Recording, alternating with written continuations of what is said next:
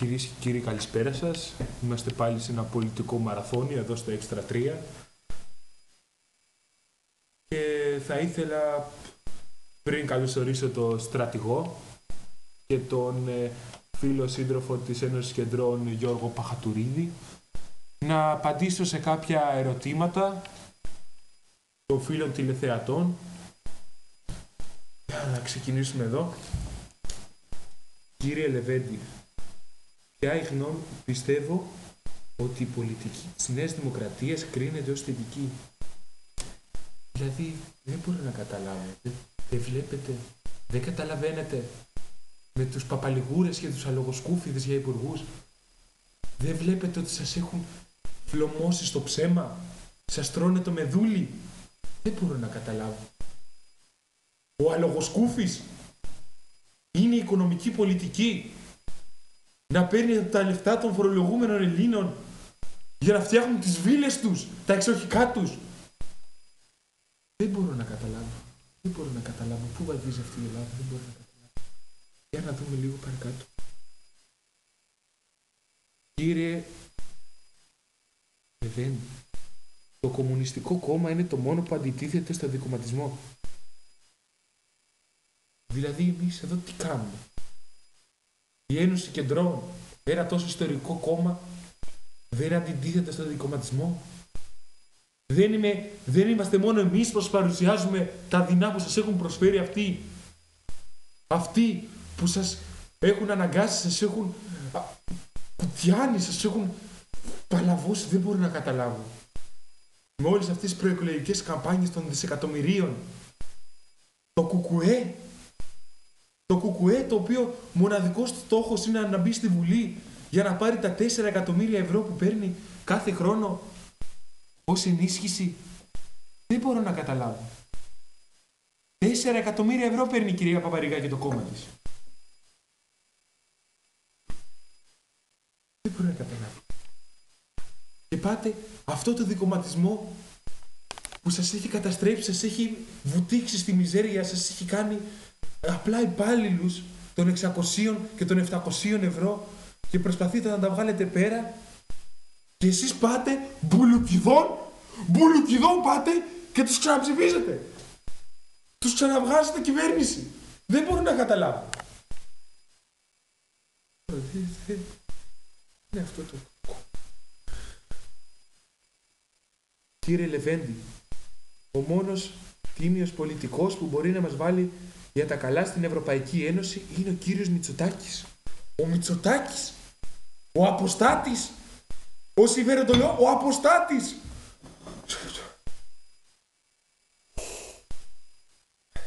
Δεν έχετε κάνει αυτόν τον καφέ. Ο αποστάτης, ο Μητσοτάκης. Θα μας βάλει στην Ευρωπαϊκή Ένωση αυτός που ήταν μαζί με τον Γεώργιο τον Παπανδρέου. Και όταν κατάλαβε ότι το κόμμα αρχίζει να παρικμάζει αντί να βάλει τα δυνατά του, πήγε και έφυγε. Και πήγε στη Νέα Δημοκρατία. Το πιο δεξιό κόμμα απ' όλα. Όχι ότι το Πασόκ φυσικά είναι κεντρό κόμμα όπως παρουσιάζεται, κεντροαριστερό. Ούτε καν κεντρό, είναι δεξιό κι αυτό. Να καταλάβω. Ο Μητσοτάκης, ο προδότης της Ένωσης Κεντρών. Αν είναι δυνατόν. Κύριε Λεβέντη, πώς μπορεί η Ένωση Κεντρών και υφίσταται ακόμα από οικονομικής άποψης?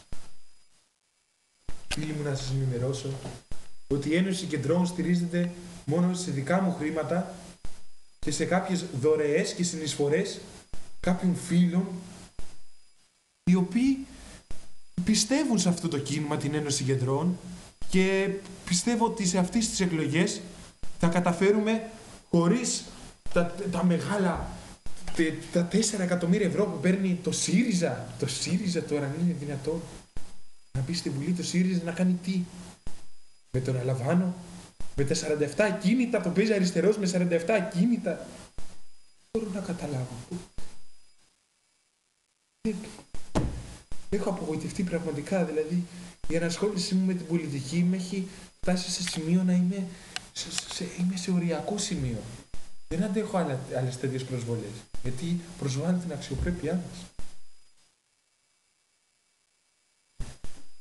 Εμείς στηριζόμαστε με δικές μας δαπάνες και κάνουμε ένα προεκλογικό αγώνα μικρό, ταπεινό και ζητάμε μόνο το τρίλεπτο που ορίζει το Σύνταγμα σε κάθε κόμμα να βγει στην τηλεόραση για να παρουσιάσουμε το πρόγραμμά μας, να κάνουμε τις προγραμματικές μας δηλώσεις,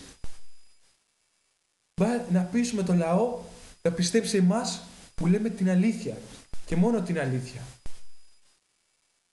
Στρατηγέ μου, έχετε κάποια άλλη εντύπωση για αυτό το θέμα? Μήπως, στρατηγέ μου, να πείτε κάτι για αυτό? Πρόεδρε, τα λέτε καλά εσείς, κύριε Πρόεδρε. Πρέπει να αφυπνιστούν οι Έλληνες. Να περάσουμε σε μια άλλη ερώτηση ενός ακροατή.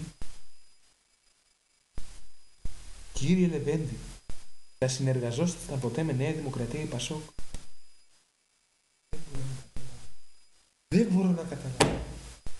Είμαι 3 ώρες εδώ και σας λέω για την Ένωση Κεντρών που είναι το μόνο τίμιο κόμμα. Το μόνο τίμιο κόμμα. Και μου λέτε να συνεργαστώ με αυτούς. Ποιους? Με τη Σαπίλα? Με τη Σαπίλα? Πάτε και τους ψηφίζετε έτσι. Κάθε 4 χρόνια πάτε και τους δίνετε το 80%. Και θα συνεργαστώ εγώ με αυτούς, με τον Αποστάτη και τους δίθεν κεντροαριστερούς που είναι πιο δεξιοί και από τον Μπούς. Έχω φτάσει στο οριακό σημείο. Πραγματικά εδώ φτάνει και για σήμερα δεν αντέχω άλλο. Δηλαδή νιώθω ότι μιλάω στον αέρα.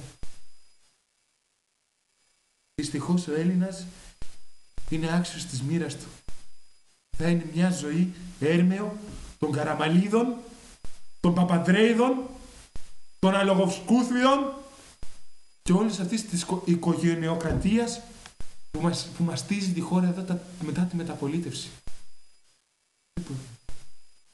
Γεια σας. Καλό βράδυ.